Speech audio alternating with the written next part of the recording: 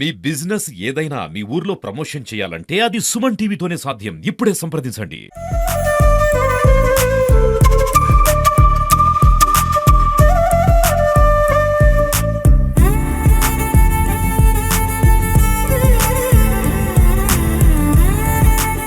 Hi hello నమస్తే welcome to Suman TV Khammam. నేను మీ శిల్ప.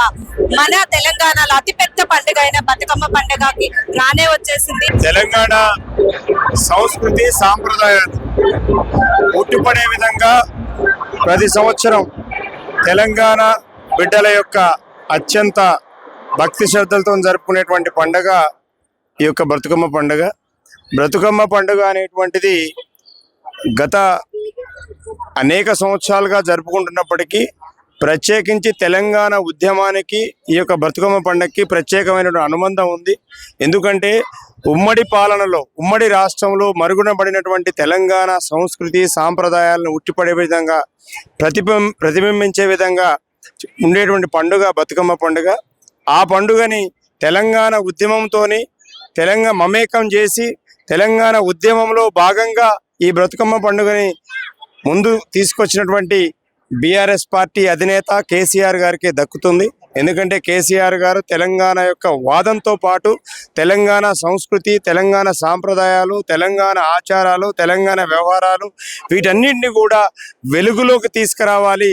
మరుగున పడినటువంటి మన తెలంగాణ సంస్కృతిని మళ్ళా ఒక ఉజ్వలమైన భవిష్యత్తు ఇవ్వాలని దాంతో గత 10 సంవత్సరాలుగా తెలంగాణ రాష్ట్రం సిద్ధించగానే కేసీఆర్ గారు బతుకమ్మ పండుగని తెలంగాణ యొక్క అధికారిక పండుగగా దీన్ని డిక్లేర్ చేయటం జరిగింది.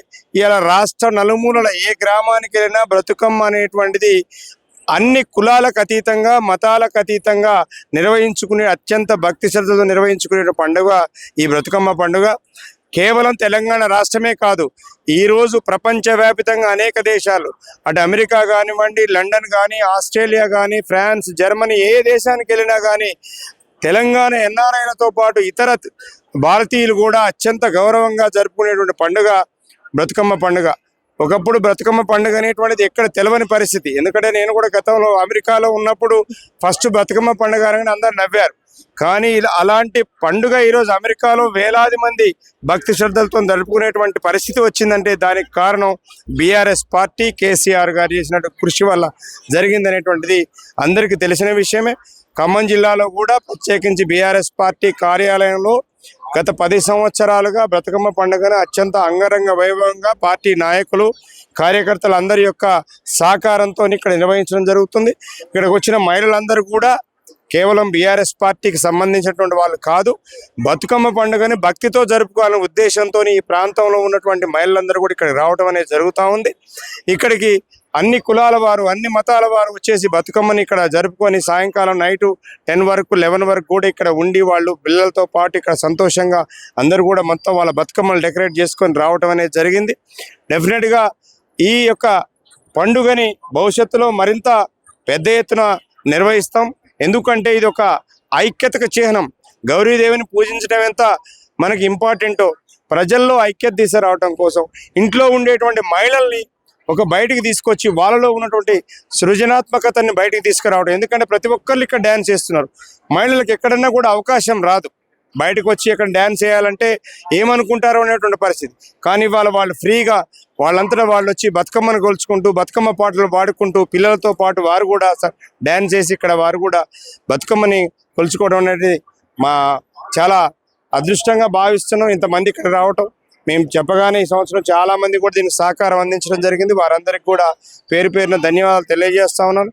ఏదైనా అందరికి కూడా తెలంగాణ బిడ్డలకి అట్లాగే ప్రత్యేకించి ఖమ్మం జిల్లా ఆడపడుచులకి అందరికి కూడా ఈ బతుకమ్మ పండుగ శుభాకాంక్షలు తెలియజేస్తా ఉన్నాను. బతుకమ్మ మరి ఏ విధంగా తెలంగాణ రాష్ట్రం రాకముందు కనుమరైనటువంటి బతుకమ్మ తెలంగాణ రాష్ట్రం ఏర్పడిన తర్వాత బతుకమ్మకు ఉన్నటువంటి ప్రాధాన్యత ఏంటో వెలికితీసినటువంటి మరి ఘనత టీఆర్ఎస్ పార్టీ ప్రభుత్వాన్ని.